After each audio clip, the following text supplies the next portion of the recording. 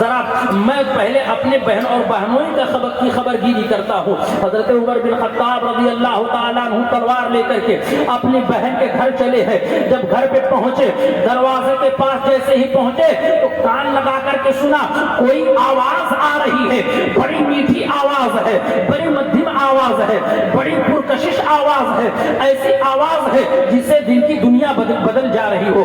ایسی آواز ہے جسے سن کر کے ذہن و دماغ کو تازگی محسوس ہوتی ہو. جب کان لگا کر کے سنا تو وہ کوئی عام آواز نہیں ہے, کوئی انسانی کلام نہیں ہے, بلکہ ایک ایسا کلام پڑھا جا رہا ہے جس سے پہلے عمر بن خطاب نے نہیں سنا تھا. جب دروازے پر دستک دی اور دروازے پر دستک دینے کے بعد ان کی بہن نے پوچھا کون؟ کہا میں عمر بن خطاب ہوں. فوراً حضرت عمر بن خطاب رضی اللہ تعالیٰ عنہ کی آواز سن کر آپ کی فاطمہ آپ کی بہن حضرت فاطمہ بنت خطاب نے قرآن مجید کو چھپا دیا. آپ کے بہنوئی حضرت سعید رضی اللہ تعالیٰ عنہ چھپ گئے. آپ گھر میں داخل ہوئے, اپنی بہن سے پوچھنے لگے اے بہن ذرا تو یہ بتا اس سے پہلے تو کیا پڑھ رہی تھی, کیا تلاوت کر رہی تھی؟ تو آپ نے بہانہ بنا کر کے اپنی بات کو ٹال دیا. کہا نہیں ویسے ہم کلامی ہو رہی تھی. کہا یہ جو کلام پڑھا جا رہا تھا یہ کسی دنیا دار کا کلام نہیں ہے. اس سے پہلے عمر بن خطاب نے ایسا کلام نہیں سنا ہے. اللہ اکبر. عمر بن خطاب کہنے لگے میں نے سنا ہے تم نے اپنے باپ دادا کے دین کو چھوڑ دیا ہے, اپنے آبائی دین کو چھوڑ دیا ہے, تم نے محمد رسول اللہ کا کلمہ پڑھ لیا ہے. اللہ اکبر. حضرت فاطمہ بنت خطاب کہتی ہیں ہاں میں نے کلمہ پڑھ لیا ہے, اور ایسا کلمہ پڑھا ہے کہ اس کلمے کے پڑھنے کے بعد میرے دل کی دنیا بدل گئی ہے. اللہ اکبر. فوراً عمر بن خطاب جلال میں آ گئے, اپنی بہن کو مارنا شروع کر دیا, زد و کوب کرنا شروع کر دیا. اتنا مارا کہ آپ لہو لہان ہو گئی. اپنے بہنوئی کو مارا, آپ لہو لہان ہو گئے. کہا اب بھی نہیں پھرو گے اپنے دین سے, محمد رسول اللہ کا کلمہ پڑھنا چھوڑ دو, اپنے دین میں آ جاؤ. تو حضرت فاطمہ بنت خطاب بہت پیارا جواب دیتی ہے. کہا عمر سن, جس باپ کا تو بیٹا ہے اسی باپ کی میں بیٹی ہوں. اگر تو عمر بن خطاب ہے تو میں فاطمہ بنت خطاب ہوں. جان جاتی ہے تو جانے دو, مان جاتا ہے تو جانے دو, لیکن محمد رسول اللہ کا کلمہ چھوڑ دوں مجھے یہ گوارا نہیں ہے, مجھے یہ منظور نہیں ہے. جو مال مانگو تو مال دیں گے, جو جان مانگو تو جان دیں گے, مگر یہ ہم سے نہ ہو سکے گا, نبی کا جاہو جلال دیں گے. عمر بن خطاب رضی اللہ تعالیٰ عنہ نے فرمایا اچھا ٹھیک ہے, ذرا وہ کتاب کو لا کر کے مجھے دو, میں بھی دیکھوں کہ وہ کون سی کتاب ہے جس میں اتنی طاقت ہے کہ جو ایک بار پڑھ لے اس کے دل کی دنیا بدل جاتی ہے.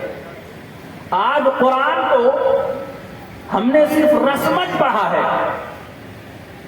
میں اپنی گفتگو کو روک کر کے یہیں پر ایک بات آپ کے گوش گزار کرنا چاہتا ہوں. قرآن کو آپ نے سمجھا کیا ہے؟ قرآن کو آپ نے یہی سمجھا کہ جب ہمارے گھروں میں کسی کا انتقال ہو جائے, قرآن کو آپ نے یہی سمجھا ہے تو قرآن خوانی کے طور پر استعمال کیا جائے. قرآن کو آپ نے یہی سمجھا ہے کہ کسی کے ایصال ثواب کے لیے استعمال کیا جائے یا پڑھا جائے. قرآن کو پڑھنا ہم نے چھوڑ دیا, قرآن کی تلاوت ہم نے کرنا چھوڑ دیا, اسی لیے ہم زوال کی طرف مائل ہیں. قرآن کیا ہے؟ قرآن کو جس نے صدق دل سے پڑھا ہے اس کی زندگی سنورتی ہوئی نظر آئی ہے. قرآن کی تلاوت جس نے سچے معنوں میں کی ہے اس کی زندگی سنورتی ہوئی نظر آئی ہے. عزیزان ملت اسلامیہ نے قرآن اس طرح نہیں سیکھا جس طرح سے ہمارے اسلاف نے ہمیں سبق دیا تھا. قرآن تو وہ تھا کہ اگر آپ قرآن کی تلاوت کریں تو اللہ تبارک و تعالی آپ کے زندگی میں ایک انقلاب برپا کر دے. اللہ آپ کے لیے رزق کے اسباب مہیا کر دے. اللہ تبارک و تعالی آپ کے لیے رزق کی فراوانی مہیا کر دے. اللہ تبارک و تعالی آپ کے دل کی دنیا بدل دے. قرآن تو وہ لاریب کتاب تھی جس کو پڑھ کر کے حضرت عمر فاروق رضی اللہ تعالیٰ عنہ فاروق اعظم کے لقب سے سرفراز ہو گئے. حضرت ابو بکر نے پڑھا تو صدیق اکبر ہو گئے. علی نے پڑھا تو کرم اللہ تعالی وجہہ الکریم ہو گئے, حیدر کرار ہو گئے. آپ قرآن پڑھو تو صحیح, قرآن کا وہ بڑا مقام ہے پیارے. اب میں آپ کو بتانا چاہتا ہوں, عمر فاروق اعظم کتاب منگا رہے ہیں, اے بہن وہ کتاب تو لا کر کے دے جس کو تو پڑھا کرتی تھی. حضرت عمر بن خطاب کی بہن نے کہا نہیں, یہ قرآن ہے, یہ دنیاوی کتاب نہیں ہے, یہ عام کتاب نہیں ہے. قرآن کو پڑھنے کے لیے پہلے پاکی ضروری ہے. قرآن میں اللہ فرماتا ہے لا یمسہ الا المطہرون, قرآن وہ کتاب ہے جس کو پاک لوگ ہی چھوتے ہیں. پتا چلا اگر آپ ناپاک ہیں تو قرآن نہیں چھو سکتے, اگر آپ ناپاک ہیں تو قرآن کی تلاوت نہیں کر سکتے. جب تک آپ پاک نہیں ہو جاتے تب تک